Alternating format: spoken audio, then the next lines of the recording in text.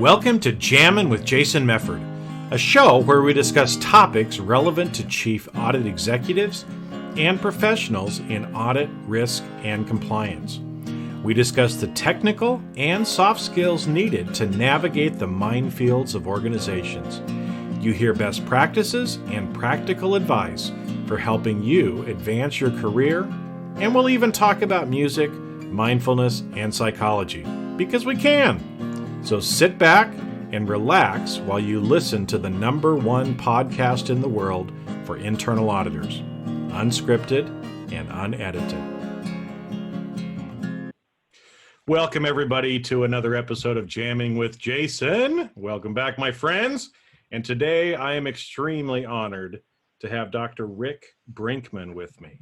Now, let me go through and read a little bit about Rick, because you're going to see, I like to say that I'm a rock star in internal audit areas stuff I am, but Rick is really a rock star. Okay, so here we go.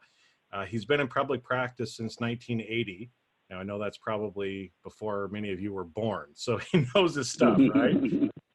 He's been touring nationally and abroad and does keynotes and trainings in over 17 countries. He's a co-author of 6 different books, and the 2 that we're going to kind of talk a little bit about or bring up here is Dealing with People You Can't Stand, How to Bring Out the Best in People at Their Worst. And that's actually sold over 2 million copies. So that's a book that lots of people are reading. You should probably go out and get it. And you're going to see when we talk today why you should probably go out and get that. But he also has another one on dealing with meetings you can't stand, meet less and do more. So his clients have included NASA, Lucasfilms, Department of Defense, Sony Pictures, the Federal Reserve, Adobe, Wells Fargo, Lockheed Martin, Boeing, and many others. And he's also been featured on CNN and is a frequent communication expert for the Wall Street Journal, New York Times, Oprah Magazine, and USA Today. So, Dr. Rick, welcome. Again, it's like all these things, and thank you for coming on to my little podcast. I really appreciate it. I'm honored. And one thing not listed there, I was also the bitch tip of the month in Cosmopolitan magazine. Oh, were you? Yeah. They wanted some snarky thing, like what would you do? It was, what if you're in line at Starbucks or whatever, and somebody's really being too close to you? What could you do? And I started, trying to put out actual communication skills. And they're like, no, we just want something quick and funny. And I went, okay. And this was when, I think the SARS thing was going around, that virus. You go, achoo! God, this SARS is really killer, isn't it? And everybody just goes whoop away from you, right? I made the bitch tip of the month. Well, that's kind of the way that Cosmo works, right? They've always got those little edgy kind of things in there. Yeah. But so yeah, I'm glad that you're on, and also because, you do a lot with communication. With dealing with difficult people, things like this, but you've also done a bunch of work with auditors too. So that's, another reason why I really wanted to have you on here, because, he understands what you guys are going through as well, right? And the fact that, we deal with difficult people, that's just part of our job. What you guys hear me say a lot is sometimes we're the difficult people. So maybe there's some things we need to do different too, right? But wanted to have Rick on to kind of go through and talk about some of these things with us. So, again, as you've talked to auditors over the years, I know before we started recording, there were a few things that we kind of talked about that are probably going to be good to go through here. But, maybe let's just start with one of them, and kind of throw out there what's one of these things that usually resonates well with auditors that we can do better, some things that we can try to think about in some of these conversation issues. Well, big question that comes up in a lot of seminars is how to minimize defensiveness. The people are already feeling defensive, maybe even attacked or criticized. So, there's a lot of stimuli that can go back to all kinds of things in their past, even criticism from parents or teachers or so forth. So what you want to realize is that you already know how to communicate, and you've got a zillion opportunities every day to practice. The world is your laboratory. And if out of any communication interaction, if you step back and go, what did I do there? What have I never done, with this person? What's the one thing I never have done? Maybe I should do that. Because if what you're doing isn't working, you have a guarantee it's not working. And so if you always debrief, okay, what worked, what didn't work, what will I do next time, you're going to be on course of getting better and better and better. And what you learn in one relationship will definitely serve you in another. I mean, minimizing defensiveness is universal, whether it's you're trying to have your child get something and you don't want defensiveness to get in the way. See, that's important. Let me just step aside to understand something about human behavior. We as human beings can only pay attention to 7, give or take, 2 things at any one time consciously. This research was done in the mid-50s. It was called the magic number 7. So you could be aware of what I just said, what you think about, the rate of your breathing, temperature in the room, right foot, left index finger. And if we hear crash, there goes our attention, something drops out. So if people have a limited amount of attention, you don't want them in defensiveness because then they can't receive the message that you're trying to convey. So again, any situation in any relationship is an opportunity to learn something that works. So coming back now to defensiveness specifically, what you have to do is develop rapport with people. And how rapport happens is through something that we in our book call blending. Blending means reducing differences between you and another person and meeting them where they are. So, for example, if you're traveling somewhere sometime and you get in a conversation with someone about something, and in the course of your conversation, you discover, well, we grew up in the same place. In that moment, differences are moved. You feel closer. That's blending. I mean, you and I did that pre-show. You told me where. Exactly. Yeah, because we're both, I grew up in the Pacific Northwest. You're in Oregon. I grew up in Idaho. So again, that's an example, right, of us blending. Now we know something about each other that brings us closer together. Okay. Yeah. Yep. If you go out with friends, you dress in similar style or colors, or you wear the same sports team paraphernalia, blending. If you're with a friend in a restaurant, you look at the menu. What are you going to have? What is what they're going to have to do with what you're hungry and thirsty for? It's not. It's about rapport. If we have similar things, we'll feel closer. So we blend in a multitude of ways. Visual blending is what we just talked about if people wear the same style or colors. And anybody you say you trust, you say that because over time they've blended with you. Now, people could just kind of blend in general, or they could blend in some very specific subject areas. So there could be somebody whose computer device you take in an instant. You don't even question it. They tell you to do it, you do it. You may not be taking their relationship advice as quickly. That means over time they've blended in terms of their knowledge of computers. So what you want to do is try to establish rapport with people, the friendly chat and whatever. Although one thing you kind of want to try to scope out, and this relates to what we call the lens of understanding, which is in the book, The Only People Can't Stand, and the Meetings book, that we have 4 intents within us. They're always part of us. We want to get things done. We want to get those things done right. We want to get along with people, and we want to get appreciated by people. Now, if somebody's in a get-it-done mode, they're going to be focused on task, a bit more assertive, direct to the point, make it happen. On the other hand, if somebody's more get it right, then though they'll still be focused on task, now they got to slow everything down to make sure all the details get covered. Obviously, given anything someone's working on, there's always a perfect balance between these 2 factors we have to achieve. If we want to get along with people, then our focus isn't really on the task, it's on the person. We're focused on people. And in those cases, we have a tendency to be a little less assertive because we start putting our own needs aside, making them secondary to please others. This is what happens when people go to lunch. You want to go to lunch? Sure. Where would you like to go? Oh, I don't know. Where would you like to go? I don't know. Are you hungry? I don't know. Are you? Yeah. Do we really not know if we're hungry? We can figure it out. What we're doing is making our own needs secondary to please somebody. It's part of getting along. It's less assertive. It's important to be appreciated by people. And if we want to be appreciated by people, that's where our attention is.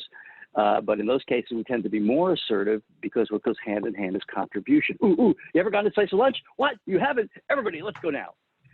So I say this because in the first few minutes, you want to be friendly with people. Now, it depends. Are you meeting somebody for the first time, or do you have any kind of ongoing relationship with this person? In an ongoing relationship, what you always want to keep in mind is every interaction is a drop in the bucket. Blending is not a one-time experience, unless you only meet this person one time and that's it forever.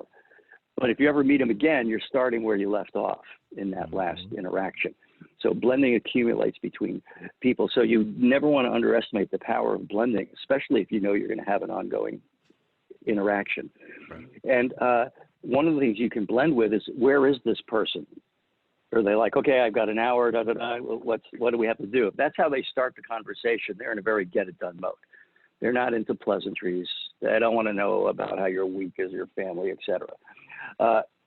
On the other hand, if people are more, and with that person, you're going to blend with them by being really bottom line and to the point, direct and to the point. Mm-hmm. They can handle it. They don't want you to pull any punches. They want you to just give them what they need. Let's get this done and let's get out of here. The contrary to that is somebody who's more going to get it right, because there the details matter. And you would never bottom line it with someone who wants to get it right. With them, you have to go over all the thinking, all the details that leads to the conclusion. You have to walk them down that path of detail.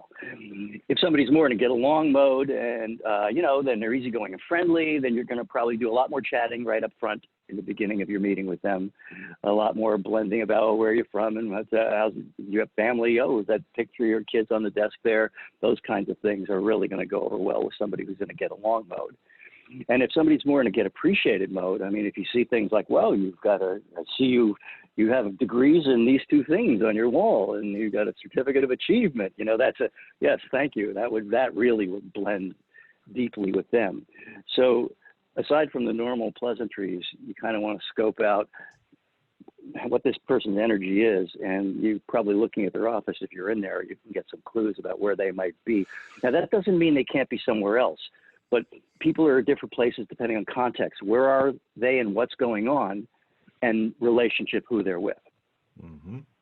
Well, I mean, you can know somebody who seems to bully most of the time. You wouldn't realize what a wimp this person can be in a different context or different relationship. Which most of the time, my wife will tell you, she are the wimps, right? It's just they are in somewhere else. Yeah, in somewhere else. Yeah. So I think this is great, because here's again, I mean, some practical things for people to kind of think about, right? Because again, like you said, as auditors, we go in, maybe we're interviewing somebody. It's the first time we've ever met them. And so we've got to do some of this blending, to try to, get them to see us as a real person. I see them as a real person, because it'll make our working interaction communications easier, right? So if we take these, this lens of understanding you're talking about, okay, are they either in kind of that get it done mode, get it right, get along, or be appreciated? We can, and this was a kind of a follow-up question too, but if we think about those four, probably each person has a little bit of a predisposition to either one, if you will, right? Like if you think of something like the DISC model, for communication, it kind of a little bit like that, right? But the each person probably has a predisposition to it, but like you said, it's also about the context, though, right? Because again, even though maybe somebody's predisposition is, I just want to get it done, but today they're feeling underappreciated, and it's like, I'd like a little bit of love, if you will, right? That's going to go a little bit further today, just because of the mood that they happen to be in, right? So, as we're thinking about it, we can, I guess, first off, look at which of these four do we think people are in, and then we can start to understand how can we blend based on what we believe the other person is in. I think you said, if the person's like, I've only got an hour, okay. It's easy to then stop and say, hey, I understand you only have an hour, so let's just get right to business. That's going to be, that's a blending activity for that kind of person, right? If I was understanding that right? Yes. And there's something huge that you just did. It's a blending thing, and that is making sure that people feel listened to and understood. So when you backtrack that statement, you only have an hour, all right, let's get down to business, you have made sure that you told that person, I have listened to you. And that's really powerful blending. Yeah, I love backtracking, keyword backtracking, whatever. Anyway. Topic for another day, but thank you for noticing that, because I actually try to do that. And then the next step after backtrack is clarify. Clarify means you ask questions to find out more. And whenever you do that, you're showing a person you really care to understand. And when you put listening and caring together, this is what gives people the feeling of being understood. And I urge people in my seminars, when you think you totally understand, don't believe yourself. Go about 3 levels deeper. You'll be surprised at how often you didn't understand, or there's a subtlety that's really important to color what the understanding is. Well, yeah, because or if nothing else, you show the person you care, even if you did understand. Yeah, I mean, you're showing that you care, but I think too, and this is probably some human behavior in general, right? That usually, if we ask a question, often the first answer is not the real answer, right? Mm-hmm. I mean, unless you have a deep relationship with somebody, the first answer they kind of give is maybe a little superficial, especially if they don't feel like they can trust you. So until you go down to that second or third level, you don't really. To me, it's kind of harder to really understand what's behind their answer until you go a little bit deeper too. Yes. And when you go into deeper structure, the 2 things that are really important to understand is intent and criteria. Now, I urge people to think of a communication like a phone number. You need all the digits, and you need them in the right order. I mean, if you have a 10-digit number and you turn a 6 into a 9, 10% error, call does not get through. If I dial the area code at the end as an afterthought, call does not get through. Intent is the area code of the phone number. It's the purpose behind whatever your idea is, what you're about to say. Like for the auditor, look, I'm here to help you, to help make sure things are right. I'm not here to bust you, criticize you. I'm here to be on your side. And so that's intent. And you always know it's time for a statement of intent when you're worried about somebody taking something the wrong way. That is your clear mental signal. You got to start with intent. I really learned this when I was working with couples. A lot of times people have a good intent, but then a misunderstanding occurs. So let's say somebody's upset about something. So now their intent is to clear the air. Okay, good intent. They go up to their partner, but they don't speak their intent. They just say, I was upset the other day when you said that because, and before they get any further, their partner hears a sound in their mind like this. We are under attack. This is not drill. All right, I need to learn this. Yeah. No, because you're right. Like you said, unless the intent is clear, those same words can really be taken completely different, right? I mean, that's why communication channels are so important too.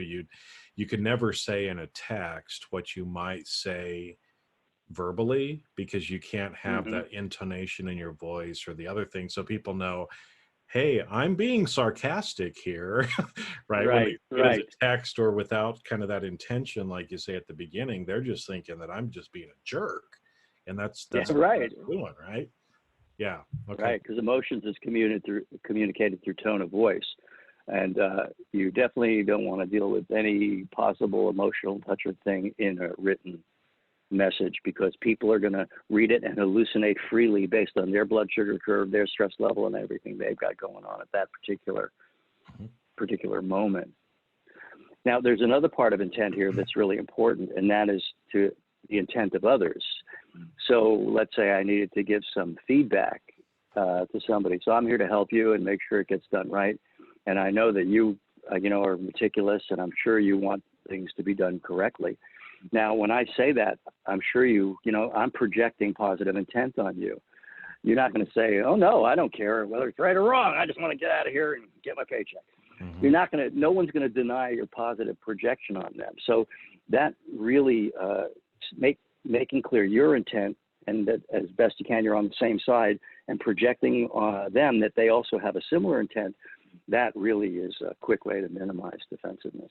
Yeah. So again, because like you said, especially in auditing or this kind of space, usually people are going to be defensive, right? Because they're afraid. I mean, when the auditor shows up, there's kind of a perception like the police officer, somebody who's scary is showing up, right? So as auditors, here's some of these things that we can do to try to reduce some of that defensiveness is, thinking about that lens of understanding that you were talking about, kind of those 4 areas, and try to do some of these blending activities to be able to bring us closer together. Okay, great. Definitely. So everybody got that? Hopefully you're writing down notes too, right? Go back and listen again. Because whenever I think auditors, I think of It's a Wonderful Life. I want to get done with you so I can visit my family in Elmira. I remember that. That was a great movie. We watched that every year, actually. Yeah, So yeah, that me was too. a great one there. Okay, so now I know too, because before we got on, we were talking about difficult behavior people or difficult behaviors from people, right?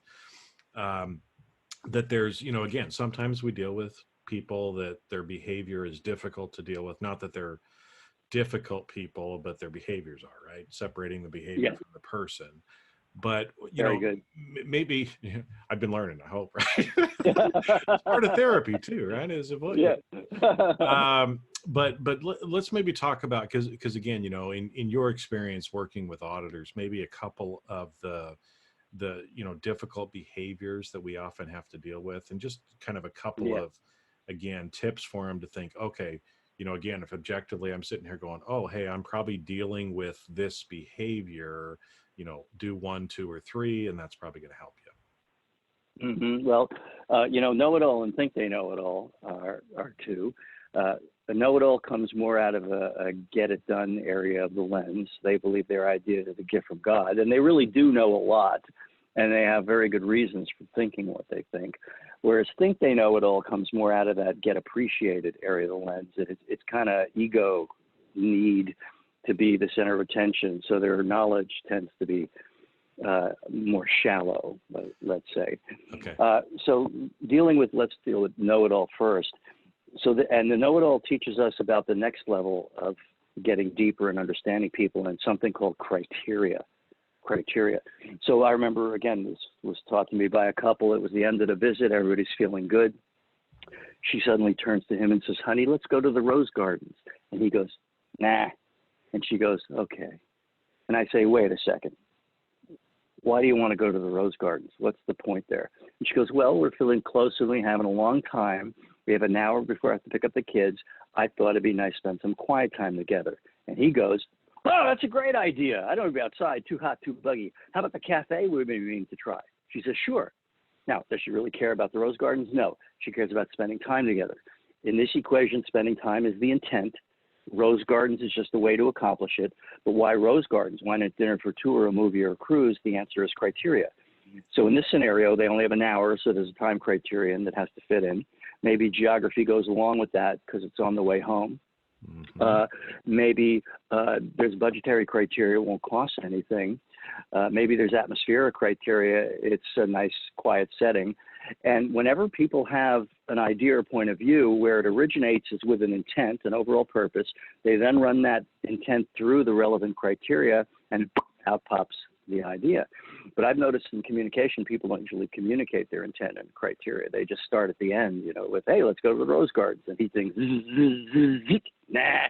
But once he gets time together, what happens, he adds a few more criteria, be indoors, and it becomes a cafe. So when you're going for understanding people first, and that's what you always want to do, you're going to want to be understood, but you always want to let the other person feel understood first, because when they're understood, the doors to their mind go, and they get wide open.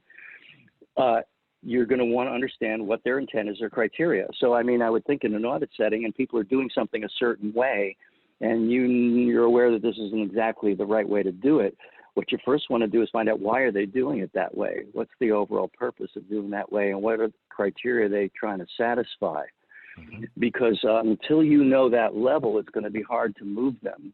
Once you know that, then you can show them how all your criteria can be satisfied, but you also do it this way, and it's legal, or it's whatever, appropriate, or it has the other possible side effect. So this is where you get the know-it-all. Go ahead. Okay. Well, I was going to say, because actually, I love analogies and stories like this too. So I think this is great, that couple's experience about the rose garden, right? Because often we end up kind of acting like the wife, right? We go through the audit and we decide, hey, you know what, we should probably, spend an hour together, as whatever our recommendation might be, right? But instead of just saying, hey, honey, we've got an hour before we have to pick up the kids. What could we do for an hour? We say, why don't we go to the rose garden? right? So we Right. make some more definitive kind of thing to where the audit client goes, nah, just like the husband did, right? Right. And then we're all, oh my gosh, how right? We're feeling all Uh, dejected when that's not the case at all if we get into this intent and criteria that you're talking about, right? yes, And yes. be able to understand kind of their side. Because when she said, well, I just wanted to spend time with you, he didn't have any problem with that. No, he thought it was a great idea. He thought it was a great idea. It was just going to the Yeah. rose garden, that prescriptive recommendation, if you will, to convert it to audit Yeah. speak, right, is what he's going about, right? So we can Yeah. learn a lot from that and how to deal with these know-it-alls. Okay, that's great. Is there anything There's else more with for it? notice. So one thing you want to train yourself to do is speak in intent, criteria, idea. So if she was doing that, she wouldn't leave the rose garden. She would start with, we're feeling close. We have a long time. And it'd be nice to spend some quiet time together. I'm thinking what would be on the way home, fit within an hour, won't cost us anything. What do you think about rose gardens? But reversing that, and this is what I call conscious communication. You want to be a conscious communicator. When he receives that communication, rose gardens out of nowhere, instead of the first thing he should seek is understanding. Why do you want to do that? Then he reveals intent. What makes you say rose gardens? Then he reveals criteria. Yeah. And that's what you really want to train yourself to do. So now going back to know-it-all, they believe their idea is a gift from God. They really have deep knowledge. And so one thing you do, you have to spend a lot more time backtracking and clarifying with somebody who's being a know-it-all than perhaps any other behavior, because the know-it-all needs to know how much you know. Now, here's something that can supercharge and speed up that process as well as make it more effective. Take notes visually, meaning in a way they could see it. So if there is a whiteboard in the room that you could use, if there's a flip chart, if nothing else, a yellow pad that you turn in their direction. So when they're telling you why they do something, what the intent is, you're making note of that. And whenever you make communication visual, it's like backtracking to the 10th power, because they see it, they see that you see it, they totally get that you get it. And not only that, but wait, there's more. When you take notes visually, you see totality of concepts. You see all the multiple factors all at once in one place. And what that really makes it easy for you to do is go, well, and here's one other thing we really need to add to the list, and add another criteria or two to their total list. And now we're looking at the totality of those factors. And oh my gosh, that is just so effective, and especially with somebody who's being a know-it-all. Well, and it's so easy too, right? Take a notepad with Yep. you and actually take notes. That's not very hard, folks. Just actually taking a notepad. But I was smiling before because when you said, again about intent, criteria, idea, right? Because there's a concept that we talk a lot about in auditing from a report writing perspective called the 5 C's, right? You think about the criteria, the condition in which you find it, the cause of that, and kind of the corrective action that you're going to be recommending, right? And so that actually follows right in line with your intent, criteria, idea kind of flow. Definitely. So again, if people are thinking about that before they make a recommendation, it's actually following through that normal communication pattern they should be going through anyway. Right? If they just kind of follow what they know they're supposed to do. So follow it, folks. Right? Okay. Yeah.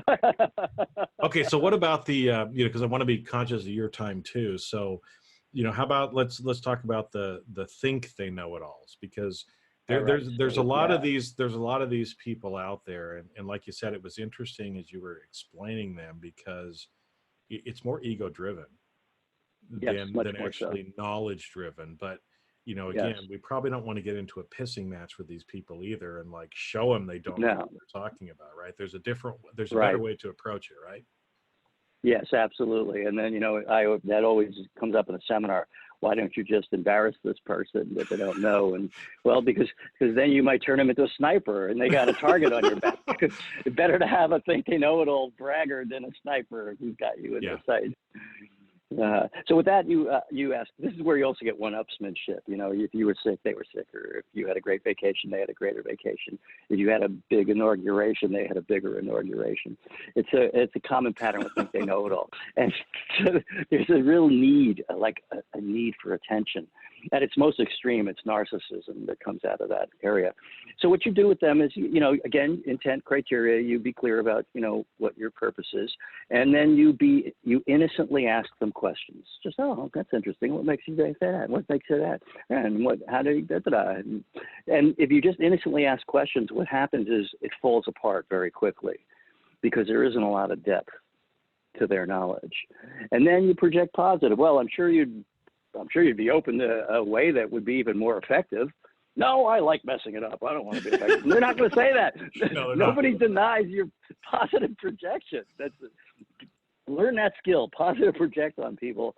So here, perhaps I can show you a way that would be a little better, and they're happy to learn as long as you don't embarrass them, you don't threaten their ego. They're a lot easier to get along with. They may be in some ways more annoying to you. That depends on how you're wired, but then a know-it-all. Yeah, and that was one question I was going to ask because, you know, I like the idea of the questions and, like you said, the innocent questions, right? You know, not that you're not trying to you know, condescend or have any kind of ulterior motive from it. Make sure that they're innocent questions, but you know, we also don't want to embarrass them. So what happened? Right. Because as you said that, I was seeing this scenario in my head, right? Is that as we ask the innocent questions and we realize that kind of the house of cards falls down, they probably realize that too, right? So how do we deal with that is if in asking our questions, they realize that we're onto them and now they might feel embarrassed. Is there something that we should try to do or know when to stop or what to do different? Or well, I think you'd want to be like, you know, this happens all the time.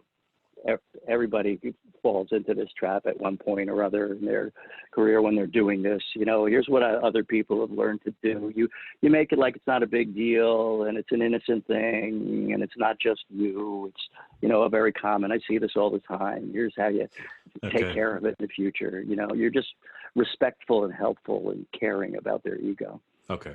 Because I almost see this, you know, as like with the think they know it alls, you know, the old Detective Columbo from the old Columbo show, right? You know, because that's what he used to do all the time is he'd know the answers, but he'd just kind of go in and ask some innocent questions and other stuff, and all of a sudden everything would kind of unravel, right? And he was never like, ha ha, I gotcha. It wasn't like that.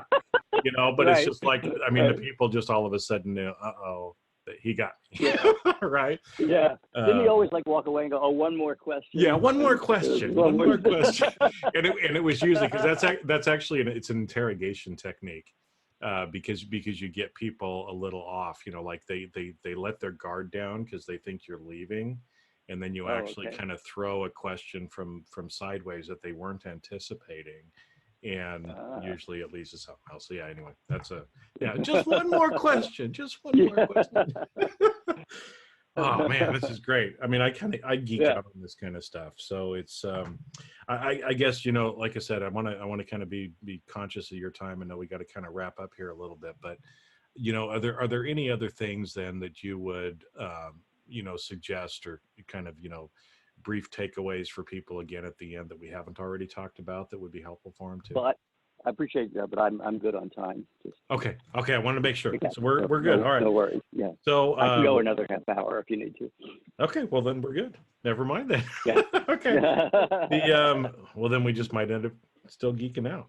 So let's do it.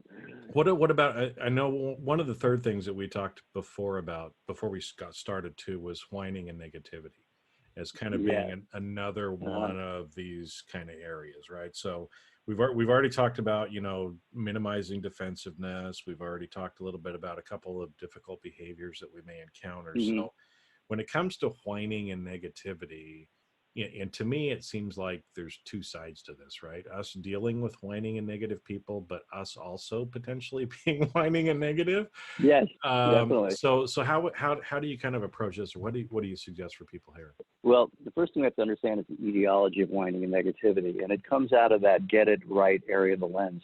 Now, something we didn't talk about in the lens is there's a couple other zones here.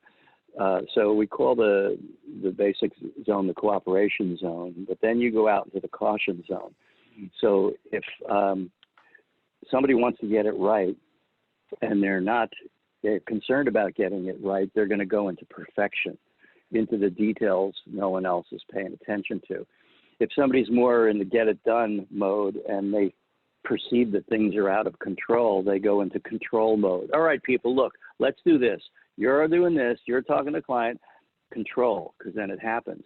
If people are in the get along area of the lens and they're not sure it's happening, they go into approval, do things to make sure everything's okay between us.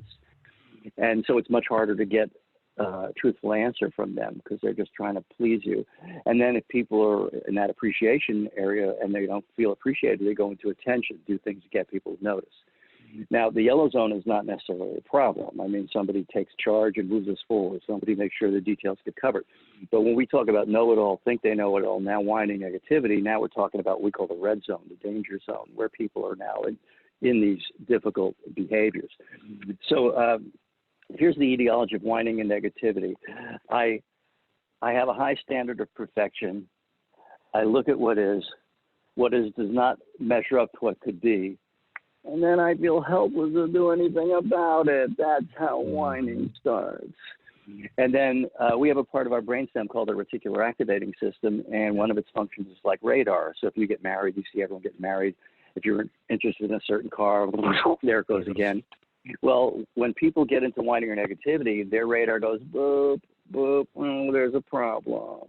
Oh, there's another one. Pick it up, put it in my bag, and another one, and another. And then the bag gets too heavy, so they come to you and say, here, take my bag for me. I don't want to take your bag with all your problems. Exactly. Yeah. Whereas the difference, though, between whining and negativity, negativity is like a know-it-all seduced by the dark side of the force. They're sure it's not going to work. We tried it. Nothing ever changes. Every silver cloud has a dark lining. You try to suggest something to them, they say, pull, boom, got that idea. Launch another while I reload. So whining's root is helpless. Negativity's root is hopeless.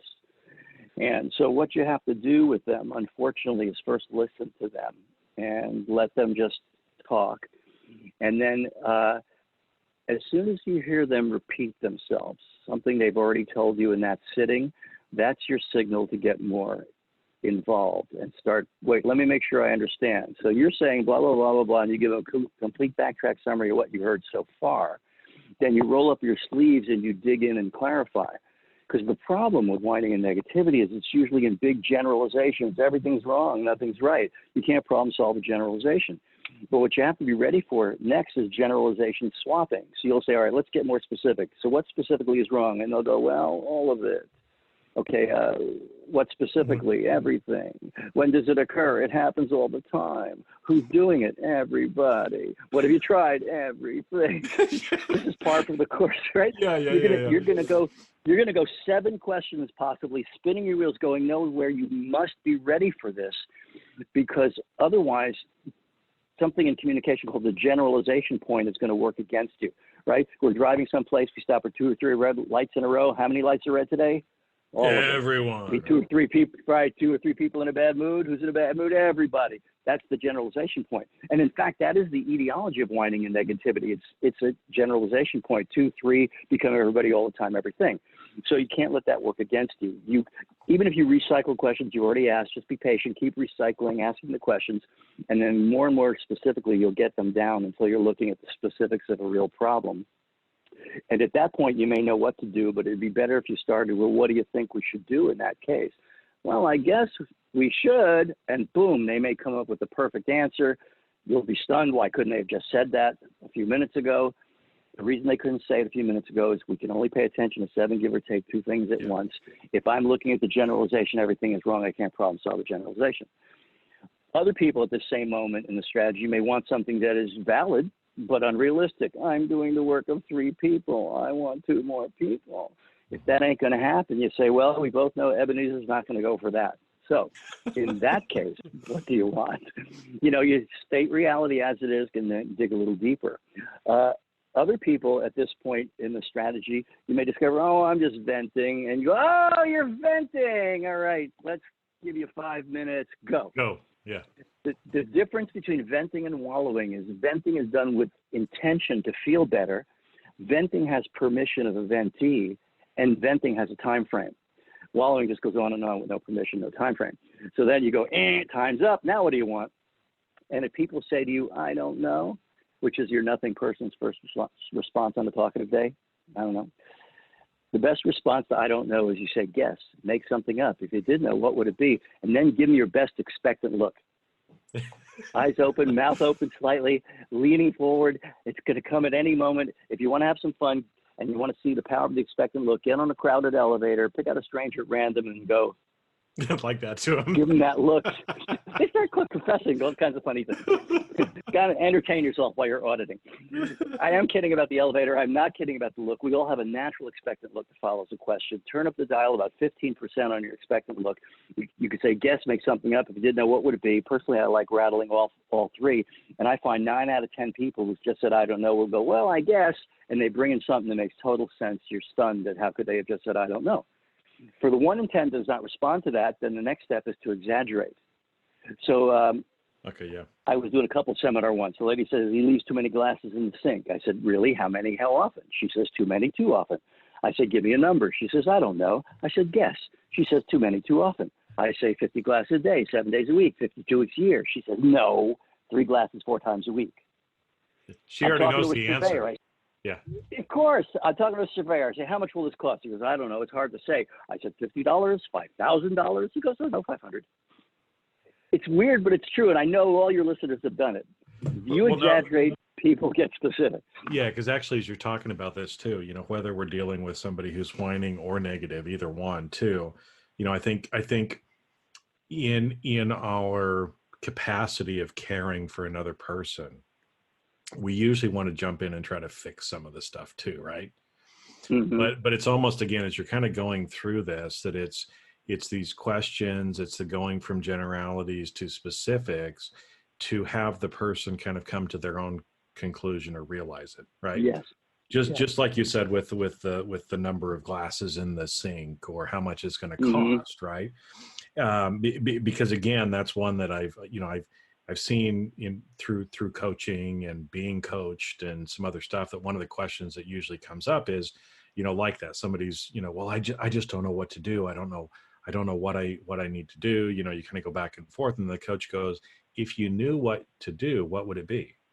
And yeah, right. Boom. I mean, that's a golden question for coaching, because again, we already know, like you said, it's that 7 ± 2. We're just not focused enough on that and kind of open it up. And then it's like, whew, okay, well, there we go. Right. Or your exaggeration too, like, oh, it's raining today. It rains every day, and you kind of go through stuff like that. Well, was it raining last Thursday? Well, no, I guess it wasn't. Was it raining, the Wednesday before? Well, no, actually it wasn't. By them actually kind of, saying that out loud or realizing it, then all of a sudden it starts to reduce that it's always raining kind of thing, that you're talking about from a RAS in the brain, right? Is it's like, well, hold it. It's not true all the time. So if it's not true all the time, or if you can find one example where that generalization is not true, then again, it usually kind of will click that light bulb, right? I mean, that's kind of what I'm hearing. I'm trying to tie in some of the analogies from other stuff I've done too. Yeah. Yeah, perfect. You are very good. Okay, so I guess on the flip side, what if that's again kind of how we can go through, and if we're dealing with people that are whining or negative, some of the different things of asking questions, trying to move them from general to specific, asking things like, what do you think we should do, to be able to draw that stuff out of them. Now, kind of on the flip side though, what if we're the one who's actually being whining or negative, and and we actually realize it. Again, sometimes because I always like to be as self-actualized as I can, and in thinking Mm-hmm. about what I'm doing and how I'm being. But are there ways, if we notice, oh, hey, I'm probably being more negative than I should be, or I may be whining about something, what are a few things that we might be able to do to kind of help kick ourselves out of it if we recognize it, hopefully before other people Yeah. do? Yeah, hopefully. Well, whining and negativity is virulent. It spreads like the flu through a team of people before you know it. Everybody's doing it, so Yep. you can even catch it from them. The other behavior that spreads is sniping. I'm sure all your listeners have experienced how one department can develop an ongoing sniping relationship with another department. They do a Hatfield-McCoy things. The other behaviors don't do that. Know-it-alls don't necessarily create know-it-alls, but those three are very virulent. So the fact really that you already recognize it in yourself is the secret to getting out of it. You are realizing you're generalizing. And what my friend and co-author Rick and I used to do is, with one of us started whining, the other would go, "Oh, really? Oh, no, that's terrible. It sounds like everything is wrong. You understand? It's all terrible. What are you guys doing right now?" We would just make fun of it until we both started laughing about it. Yeah. But you could do that in yourself, and I would do that. I do that internally. If I'm in the middle seat of an airplane. United doesn't love me anymore. Why the hell did this happen? I used to get upgraded all the time. And it lightens yourself up. So self-awareness, as you said, self-actualization is really the secret of knowing what the trap is, that you're generalizing. And because you did, your reticular activating system is just showing you that much, but you got to look at something bigger picture there. Yeah. Well, and I know because again, a lot of the nature of the people's job that's listening, a lot of times we end up having to deliver a lot of negative news, unfortunately. And I just see that kind of carry over a lot of times into, again, not some of the whining, but probably more some of the negativity. And it's like you said, if you've got a friend that can, start doing, "Oh, well, your life must really suck," kind of a thing to you. Well, that'll get you out of it quickly. But, Yes. again, if we become aware of it too, is try to change our focus, right? Of something, Yeah. try to hemispherically do something to kind of try to take your mind off it, or even, like that. I talk to myself a lot. So I'm probably going to start doing that. "Oh, Jason, quit whining," kind of to myself now, because it's that is something that's a little skill that we can work. And actually, the more that we recognize it, the more we respond that way instead of reacting, the less those things are going to happen, as well. Sure. And the way what you and I both did was we made fun of it. So we made ourselves laugh about it. That's the key. So humor is good. And I would imagine for an auditor, you really need to be in the get it right area. I would think the overall intent is to help that person get it right. So, it depends on your level of humor. You could say, "Well, I've got good news and bad news. Good news, jail time will be minimal." Well, I know it's a lot of auditors are very serious people. I try not to be as much, because again, I heard a long time ago, one of the things I heard is, what, you can either cry about it or you can laugh about it, and it's your choice. Mm-hmm. Right. Yeah, And so, that's right. do we want to sit around and cry about it? Maybe if we're actually using venting, right, which we said, Yes, venting, right. limited time, the other person's okay with you doing it, right? And when it's over, it's over. But, just to continue kind of whining or carrying stuff forward doesn't really help anybody long term. No. And drags you down, spiral. And down you go. And down you go. Mhm. Wow. Lots of good stuff today. Yeah. We're talking about. Well, remember, the world is your laboratory. You pay attention to everything and all your interactions. You're going to be learning every day, and you get better and better.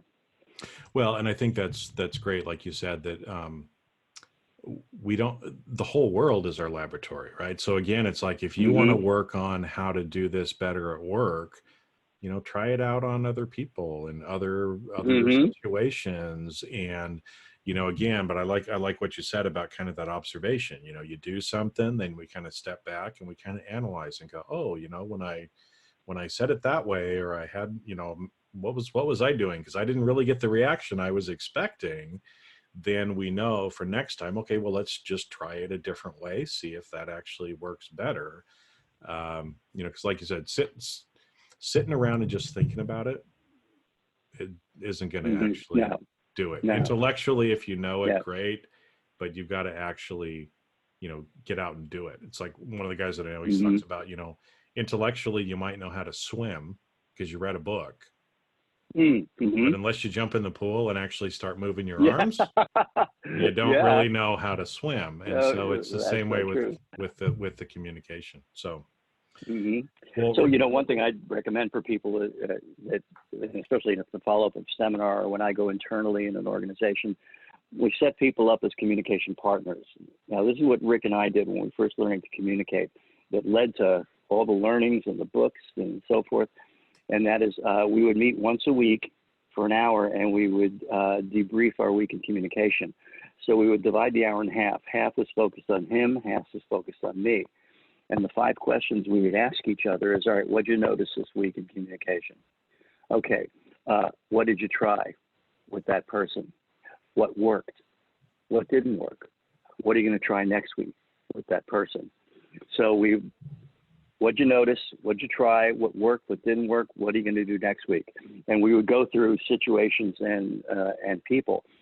Half an hour on him, half an hour on me. Now, the first week we did this, I totally forgot to pay attention consciously, but I never forgot after that because I knew I was meeting him. And when you have that, just the fact that you're meeting people keeps you more conscious aware, a little bit step back, and not just in the communication, but also analyzing what's really going on there, analyzing the people. And that became just a habit, and it led to everything we did successfully. Wow. Well, and that's a great takeaway for people too, right? Because again, I mean, we've talked about a lot of really practical things people can start trying today, right? And so again, if you haven't been taking notes, go back to the beginning, listen to this again, and this time actually take notes, because there's a lot of good things. But this communication partner, that's a fabulous idea, right? I mean, the whole idea that you have somebody else that you sit down with, once a week, the questions, I think, right? What did you know? What did you notice? I was trying to take my notes too quick. Right? The first question was, what did you notice about last week, right? Or what did you notice you did wrong? Yeah. Or just what did you? It could be right or wrong. What did you notice from last week? Communication last week. Yeah. Well, I was my wife. Blah blah blah. All right. Well, what did you try in that situation? Okay. Well, did it work? What about it worked? Or did it not work? What about it didn't work? All right. What are you going to do next week? What have you never tried with your spouse in that situation? Because what you're doing isn't working. You got to guarantee it's not working. Anything else you do increases the likelihood of your success. Personally, I made the habit of, if I'm really stuck, I ask myself, what's the last thing I would want to do right now? And whatever occurs to me, I force myself to do it. And I can't believe how often that just unlocks us and we move forward. And of course, because it's the last thing I want to do, it's of course the thing I haven't done, and that's why it's stuck with that person, or maybe that type of person, or maybe that specific type of behavior. That's a great question for our whole life. One of my clients once recently told me that he's seen my seminar a number of times, but he said the first one, what the breakthrough was him, was about nothing behavior. When people are being nothing people, and children are great nothing people, they can just be quiet. And I point out in the seminar that sitting there quietly with a nothing person and not saying anything is blending. And just being there now with them and going slow. It's a slower pace. And I noticed, like, my wife would be more direct. Well, what's going on? Da, da, da. And that would push.